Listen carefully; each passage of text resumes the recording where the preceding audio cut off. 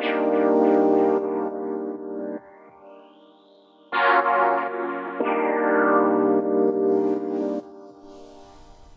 ora and welcome to the Niggly Niche Cast. I am the Diggity Doodah Doc, or as I am hopefully going to be known now as Chili.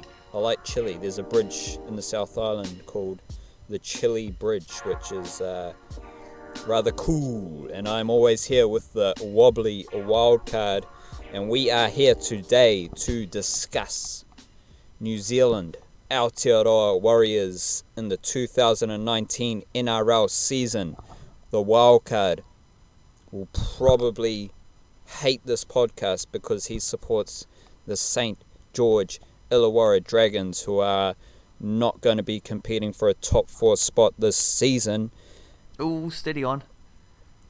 Probably because the Warriors have low-key signed one of the hottest Dragons outside backs prospects in Patrick Herbert, and also one of their best forwards from last season, Leeson Armau. But we will get into a deeper dive into the Warriors, a deeper dive into the pool of Mount Smart in a jiffy. Wildcard, Game of Thrones, we discussed some very vague, broad Game of Thrones ideas yesterday in recording the Black Caps podcast after the first test versus Bangladesh, so check that out if you love your cricket. Today, just prior to recording this podcast, the Game of Thrones trailer dropped. So first and foremost, how the fuck are you? And secondly, what'd you think of the Game of Thrones trailer for Season 8? Same answer to both questions, mate. Chilly. Just like your bridge, but chilly. Mate, I mean, characters walking through dark hallways, quick flashes of faces that you haven't seen for, well, it's, what is it, like a year and a half now or something since the last bloody season. Just little clips of images reminding you of what you've forgotten about. Little dragons, massive dragons, flying all over the place. Yeah, there we go. Little hints of characters walking, or in this case, riding horses next to another character, in a very significant hint as to where things might be heading in the upcoming ventures on the show. The last little swing before the whole thing finishes up, and of course the obligatory mention of the danger of the what do you call them? The Walking Dead, the old White Walkers, that's the one. Yeah, I don't know that there's a whole lot of revelation involved in the trailer, as always, but it's very much the, I'll say, the tastiest prospect I've had yet as to the new season. Starting to get some momentum. We're getting Game of Thrones into a whole lot of these podcasts now, so I guess the season must be coming up, Doc. The season is coming, and it's... when you watch a Game of Thrones trailer, it just gets some feeling just creeps up inside of you, where, like, for me, I kind of have a general idea, although I have no idea because who knows. But I've absorbed so much content that I kind of have a vague outline of how the season may play out, but still watching the trailer just gets your goosebumps flowing and adrenaline pumping. So it was a nice early morning viewing with a cup of coffee on a what day are we? Wednesday morning, coffee, Game of Thrones trailer. We have behind the scenes, we've talked about coincidences, and my coincidence that I was trying to remember prior to recording, was that I was listening to a different Game of Thrones podcast, where they roll through chapters of the books, and they discuss the chapters. But prior to that, they were talking about the lack of solid content in terms of a trailer prior to the season starting, and they were like wondering, where are we going to get a trailer? We need a trailer. Next day, the trailer drops. So that's my coincidence for you, Wildcard. Well, what are we, like 5-6 weeks out from the start of the season? That's about normal time for a trailer, isn't it? They'd already dropped a couple teasers. I don't know who's getting freaked out that they're going to miss out on trailers.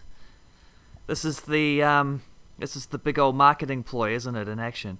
Here's a little sneaky one that I read on the whatever article it was where I noticed the trailer first.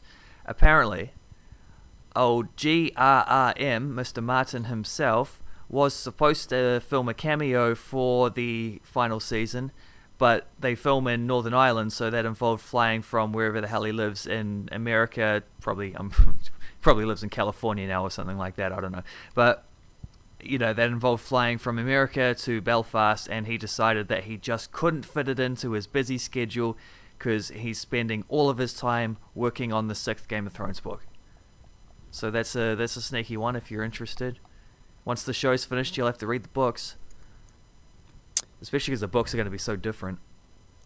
Affirmative. Wildcard. We will move on to the Aotearoa Warriors and their 2019 season. I want to get the ball rolling, wildcard, because we just had the top 30 squads announced for each team. Each team has named 29 players, and they can add one more player prior to, I think it's July 1st or June 30th or June 1st, whatever it is. It doesn't really matter because as a broad overall overarching thought, the NRL's player market, player transfer squad is an absolute shambles, so who cares? Absolutely. But the Warriors have added Patrick Herbert, mentioned before, Tane Milne. Go on, my son. Another former Dragon. Former Dragons there, yeah. And I think you've also got Jackson Frey, who was a Roosters junior, played for Wyong Roos last season. He was initially signed as a development player, and then he's been bolstered up to the top 30 full-time squad, which is good for him. Not too much known about old Jackson, other than him being a middle forward, I believe. Don't expect him to play too much this season, but he's there in the top 30, and the Warriors can add one more player to that squad. The rest is as per it was prior to, I think, November. So since then, we've had Shaun Johnson leave to the Cronulla Sharks, and I think we had one other player leave from when the initial squad was announced. Not that I can remember off the top of my head, so obviously they weren't very important. Before we get into some questions from yourself about the Warriors, I just want to say Patrick Herbert and Tane Milne are very exciting signings. They are very talented players. Tane Milne played 2 years for the Junior Kiwis at centre, and then the following year after Tane Milne's 2 years in the Junior Kiwis, when he was with the Roosters, Patrick Herbert came into the Junior Kiwis for 2 years. The first year he was a straight replacement for Tane Milne at centre. The second year, Patrick Herbert played on the wing. So we've basically, Tane Milne has, when he was playing with the Dragons, I thought he was one of the most potent attacking weapons the Dragons had, wildcard. Can you just give me a quick thought on that? Yeah, he's got a great offload. He was a real useful attacking threat in that season. That was, I'm thinking back, it would have been 2 or 3 years ago, and I think there'd been a couple injuries, and he sort of came into the team towards the latter stages of the season and did pretty well for a team that probably wasn't going too many places at that point. Good offload. Pretty strong fella in a tackle, but he isn't great on defense, and that was his issue. I don't know what he's like now. He's had a few years to work on that, so he's for a depth outside back guy. That's a pretty handy signing though. Patrick Herbert too, because Patrick Herbert, when whoever it was who got injured last year, I think it was Nene McDonald got injured at that point. Nene McDonald, who no longer plays for the Dragons. And they ended up getting this Jordan Pereira fella and another Kiwi winger who came in and finished off the season with the basically as a starter for the rest of the whole go through. And at that point, I was really kind of banking on Patrick Herbert getting the opportunity there to jump up because he'd been such a star for the junior teams, for the Junior Kiwis as well. Didn't quite work out that way, and understandably he chose to leave at the end of the season, found his way back to Aotearoa. Fair enough. I reckon he's a real sneaky one for this season, eh? Both those two, but especially Patrick Herbert, I think, because he can cover a couple different positions. In fact, he can play anywhere in the outside backs, really. I reckon that's a dude to watch out for sure. I actually believe he may have played a couple of games in the halves for the Illawarra Steelers at some point as well. Wouldn't shock me at all. So he's played fullback, wing, centre, and a couple of games in the number 6 jersey in reserve grade. So to kind of move the conversation forward, I don't know where they're going to get their game time though, because they will have to wait for injuries and or suspension, because we're going to start the season with Solomon Ikata and Peter Hiku in the centres. I just have this general thought that Stephen Kearney is going to play it very safe and allow the players who were there last season to command further selection or play their way out of the top 17. So don't expect dramatic changes for round 1 or 2 or the opening rounds. And then you've got guys like Gerard Beale who's just a solid, reliable, international calibre outside back. So to say that Patrick Herbert or Tane Milne are going to be instantly in contention, like Patrick Herbert is carried his good form from the Dragons into pre-season trials, I believe. Tane Milne's out injured, I also believe. So Beale's going to be the guy offering the depth in the outside backs. And then the second layer is Patrick Herbert and Tane Milne, two of the best Kiwi NRL prospects for the outside back group that we've had, in the last kind of 5 years. So plenty of depth in those outside back positions. Players with a bit of experience too, not just like guys coming straight up directly from the 20s, guys who've had full off seasons and been right on the verge for a year or two as well. And, Tane Milne with a couple years of having played like decent first grade minutes, so pretty useful. Just sneakily, I would like to suggest that I think you're completely right in that Stephen Kearney has always seemed like quite a relatively conservative coach, in that he will like focus on what he knows and focus on getting the best out of like the most controllable aspects of what his team's going to do. We've seen that in the style that they've played. We've seen that in the way he's recruited, the way he's dealt with some of the characters in his squad. All like sturdy, solid stuff. A bit like I'd suggest that old mate Mark Rudin at the Wellington Phoenix has copied a couple moves from the Stephen Kearney book even. I still kind of I'm just going to come out and say that I think Gerard Beale is a lot better than Peter Hiku, but I agree that I think Peter Hiku does appear to be the number one, the number one, number 3 going into the season. Yeah, it's fair enough. The Peter Hiku just offers so much skill. And I think versatility too, in a way that Beale doesn't, I guess. Well, Beale is equally capable of playing centre and wing, which is can't play fullback though. Fair enough, but that's fantastic versatility in itself. When you've got an experienced player who has played a lot of international footy, who can play either centre or wing, it's very different to a Patrick Herbert who has dabbled in a range of outside back positions at the reserve grade level. But as you said, compared to Peter Hiku, who can, like if Roger Tuivasa-Sheck goes down at fullback, Peter Hiku's going to fullback. If there's an injury on the wing, Peter Hiku can go the wing. If there's an injury in the halves, Peter Hiku can slot in, do a job in the halves as well, especially alongside Blake Green, who is the key cog in that halves combination. And I don't know, you've got outsider perspective thoughts, so I won't blabble on too much about what I think. Let's get some questions from you in areas of the Warriors squad, style of play, expectations. Hit me with anything you want. Well, I reckon you're leading into the most sort of talked about aspect of the team throughout this off season. Just there, we mentioned old Blake Green. So we obviously don't need to talk at all about Shaun Johnson. What's done is done, not important. But who's partnering him, Adam Keighran or Harris-Tavita? I think it's going to be Adam Keighran. feels a lot I more concur. solid at this stage. But I would also strongly throw up the name Hayes Perham as being...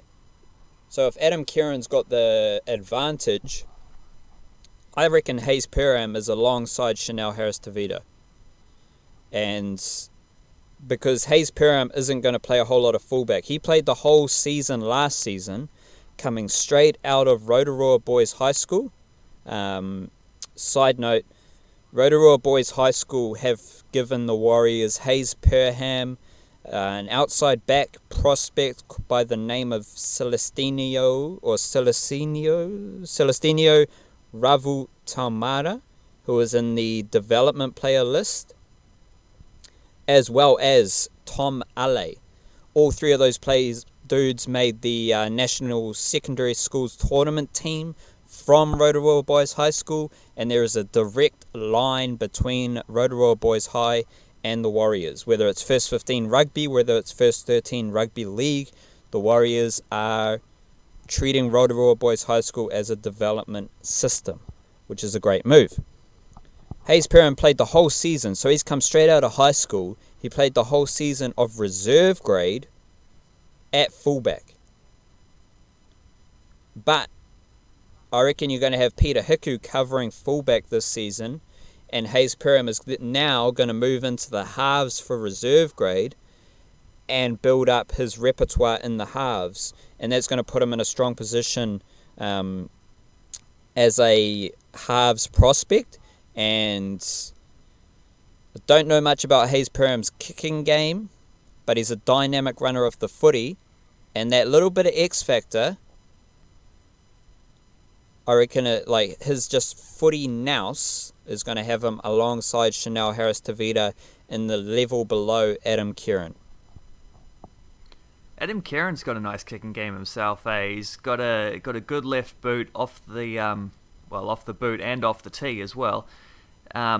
Solid fella too. He's probably, I think, just I hadn't seen basically any of them up until the game they played in Whangarei, the trial game there, and he set up a try bright and early where he just sort of like got around the outside, ran at the defence, flipped a pass out to I think it was Fusatua, something like that. It was on the other side of the field from where I was sitting, so I didn't get the best view. But he looked an impressive enough runner. I think that's a handy aspect, considering that running the ball was the number one thing that they will lose from Shaun Johnson not being there. But I mean, it's both a strength of the team and a weakness of the team that Blake Green is going to be so absolutely important in terms of running the show, isn't it? Like, I don't think there's any doubt that he can do it, that he can use his experience, use his skill and ability to sort of conduct the orchestra, so to speak. But I don't know, are you concerned that is a bit of a take Blake Green out of things and then the Warriors aren't going to be the same, then maybe they're not going to have that spark beyond perhaps someone like a Roger Tuivasa-Sheck stepping up and helping things out? And I don't know, is that something to worry about? The influence of Blake Green, the sort of focal point there? It is in the sense that if you take a starting half out of any NRL team, especially one of the experience and class of Blake Green, there is going to be a mandatory dip in performance. So, fair call, yeah. With that in mind, yeah, sure. But the thing about this Warriors team is that people perennially, consistently overlook how important Issac Luke is. He's the one who can kick out a dummy half. He's the one who runs out a dummy half, then offloads in the tackle. He's the one who does the old Cameron Smith running sideways and then passing to set up the backline move. Issac Luke is equally as important to this Warriors team as Blake Green, without Shaun Johnson and with young halves. But it's more like the collective, because I reckon Issac Luke's going to be better this season than he was last season. I reckon Roger Tuivasa-Sheck is going to be better this season as he was last season, more effective running the footy, and that wasn't quite at the Tuivasa-Sheck brilliance level last season when he chimed into the backline moves out on the edges. it just wasn't at the same level of Roger Tuivasa-Sheck returning kicks. You know, like, that's exceptional NRL MVP Roger Tuivasa-Sheck level. But he just doesn't have that all-round skill or timing. It was just a bit clunky, a bit awkward when Roger Tuivasa-Sheck chimed into the backline when the Warriors had good ball. And I think he's going to be so much better this season with that, because he will develop as a player, as a captain, as a leader. But also without Shaun Johnson, I think there's going to be more clarity around Roger Tuivasa-Sheck's role in attack. And then he also, like, if you've got Tohu Harris consistently playing on the edge, he creates so much attack himself. So I think it's more of a sum of the parts coming together to absorb the loss of Shaun Johnson and ease the burden on Blake Green than it being Blake Green as the key man. Because on one edge, you're going to have Tohu Harris. On the other edge, on both edges, you're going to have Roger Tuivasa-Sheck. Issac Luke is going to be running, offloading, passing out a dummy half.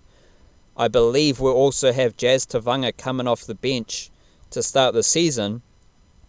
And you can't overlook how important Jazz Tavanga is specifically for the Warriors' style, because he's an offloader, he's a passer. So much of the Warriors' attack starts with Jazz Tavanga when he's on the field.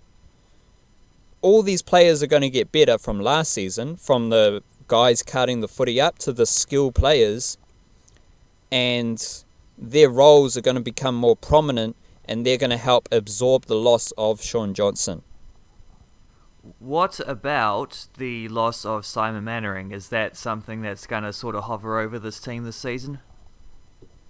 It was a bit convoluted last season with Simon Mannering because Tohu Harris was out injured for quite a bit of the season. Tohu Harris last season and the season before at Melbourne Storm, I think Tohu Harris played 24, 25, 26 games regular season footy for like 3 or 4 seasons in a row. And then he's had 2 heavily affected seasons by injury. So if you've got Tohu Harris there consistently, then you can have Adam Blair and Isaiah Papali'i as the back row trio consistently. Whereas last season, Simon Mannering was kind of plugging holes to some extent.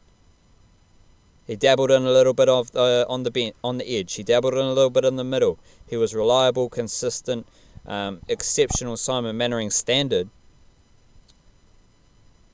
But it was the edge middle lock position was a bit crazy and a bit all over the show last season. So I think you can absorb the loss of Simon Mannering simply by having Tohu Harris, Adam Blair and Isaiah Papali'i healthy. The bigger question is, where does Adam Blair play on the right edge, or does Isaiah Papali'i play in the middle, or does he play on the edge? Because there's been noise and there's been trial form and of Isaiah Papali'i playing through the middle, and Isaiah Papali'i, when he was a junior, like, he made the junior Kiwis playing through the middle. Not this year, but the previous seasons. And he played for the junior Warriors through the middle. So Isaiah Papali'i could be someone who can settle into the middle role, which aligns with an idea of more skill on the edges, because Adam Blair's more skillful than Isaiah Papali'i. So if you got Tohu Harris on one edge, Adam Blair on the other edge, you got fucking offloads everywhere. You got passing, you got slick moves, classy, hands, but you also have solid defense. Tohu Harris is one of the most underrated defenders in the NRL just because of his size, his work rate. He'll often slide into the middle of the field to add his defensive prowess to the defensive line instead of hanging out on the edge. And if you've got Adam Blair on an edge, like, one of them is going to defend alongside Adam Keighran, and they're going to be bodyguarding that young half. So I think, in a roundabout way, absorbing the loss of Simon Mannering will come down to whether Adam Blair plays on the edge or through the middle. two notes on that from the trial game in Whangarei that I reminisce upon now. You haven't said that. One was that Papali'i did play through the middle in that game, although Adam Blair was injured, so I'm not sure that's much to take from it. And the other thing, when you said about bodyguarding Adam Keighran, I think Tohu Harris did that in that game. He started on the side with Keighran, and I think he might have even swapped at half time. I'm not sure because Blake Green came off, and so Keighran went on the other side, and a young fella came in. So not 100% sure on that because it was a hot and sweaty day sitting in the stand there. But from what I recall, yeah. So I reckon you're probably onto something there.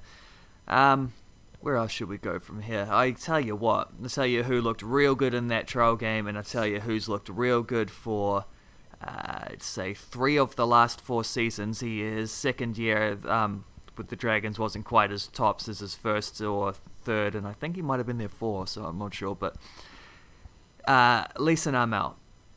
Huge meters, just a great runner of the ball, just a dude who puts his head down and charges through all those post-contact meters.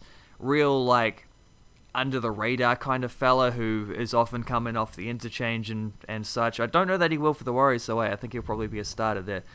Leeson Armel is one of their sneaky best signings they could have made for this season, I reckon.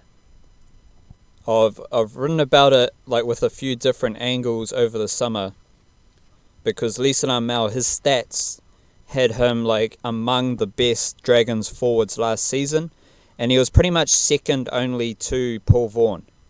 Yep, that passes the eye test as well. Leeson Armel was aside from Paul Vaughan, Leeson Armel was the most efficient Dragons forward, and also he was the most disciplined, as well as so he averaged only 0.2 penalties conceded or 0.3 missed tackles per game.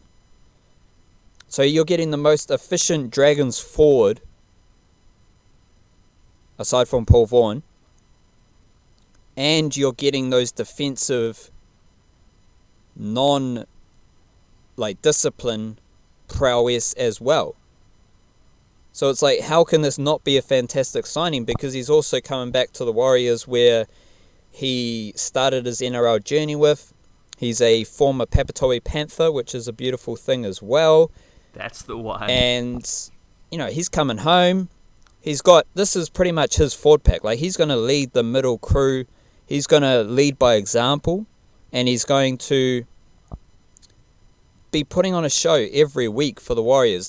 There could be some growing pains having to start the game instead of coming off the bench, but it might be a role that suits him. He might enjoy having to step up and take on that responsibility.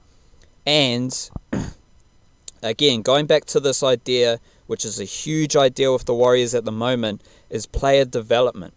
So Ken Mamalo came out of nowhere to suddenly be starting 5 tests, all 5 tests for the Kiwis last season. Prior to that, he was Ken Mamalo, he could be like Manu Vatuvai. Boom, 2018, he is starting for the Kiwis in all 5 tests, and he's an absolute monster who can catch the ball. He was safe under the high ball. Player development. Players improve at the Warriors now. So we take that, and we're going to say Bunty Afoa, Ignatius Parsi, who were fantastic last season. They're going to get better. Can you imagine the vigour that Parsi and Afoa play with? And then you've got Leeson Armel, who's a bit more finesse. He's got footwork. He's going to slide in between defenders. And he's got that power. He's got great footwork. He's got that grunt to get through as well. And he's it's the middle forward. They didn't sign a big name player, but Leeson Armel is a great signing in conjunction with the improvement that we should expect from guys like Bunty Afoa and Ignatius Parsi. And probably a good place to come close to finishing the Warriors podcast is Sam Lasone as a very interesting player this season. I had him in my predicted top 17. I don't really know why. Yeah, I'm not sure that he will be. He's a guy who needs what you're just saying about like improvements. He's a guy who needs to take a step forward and really like establish himself at a higher level, I guess, because you can only get away with being like the up and coming prospect guy for so long, and people still tolerate like mistakes and penalties conceded and that kind of thing. So yeah, I mean he's got the ability as a runner for sure. No one charges at the line harder than he does. So I mean it's just a matter of getting to that point, isn't it? Getting to that point where you can be trusted like without hesitation by your coach. And they have stocked up in his position. Those last few bench spots are going to be very interesting because you've got Lingi Sao, Tavita Sate, Sam Lasone. They are going to be competing for that bench spot, 2 bench spots, I believe. I reckon you're going to have Jazz Tavanga starting the season on the bench. Then you're probably going to have Bunty Afoa, and then that's going to leave Lingi Sao, Sam Lasone, Sate, and Levaha Pulu. Levaha Pulu could be interesting because he can cover bench and middle. He's mobile, he's robust, he's got an offload, he's got skill. So you're going to have Pulu, Sao, Lasone, and Sate competing for 2 bench spots. That's the most contentious area of selection to start the season for the Warriors. Would you say the starting 13 is pretty much set in stone at this point?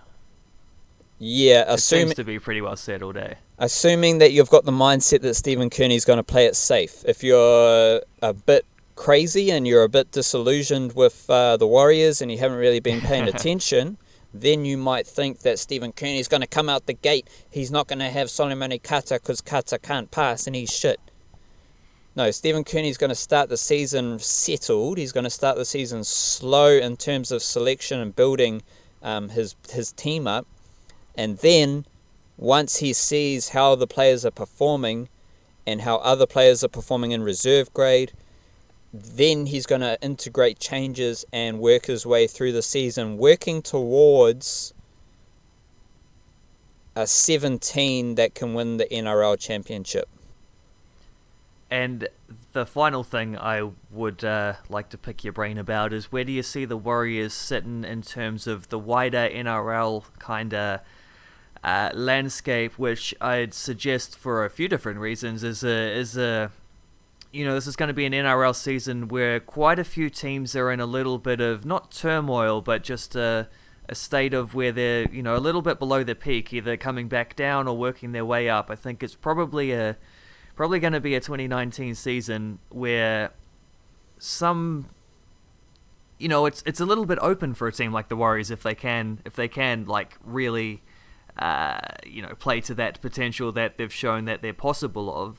Also at the same time there's a few very big question marks about this team and how well they can put points on, how well they can do it. Well, a few different things, we don't need to go into all that.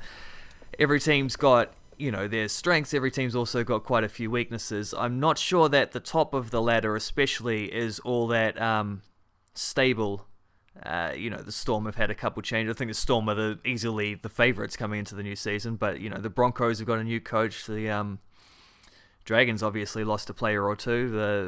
The Rabbitohs, you never quite know. Greg Inglis is currently injured, I think, and he's a little older, and couple key positions there where you're not 100% sure. And there's a lot of fluctuating going on in the thing. Where do you reckon the Warriors are sitting compared to a lot of these other teams? The Warriors, who under Steve Kearney have been pretty much a picture of stability and like focus and just like walking that line. You know what I mean?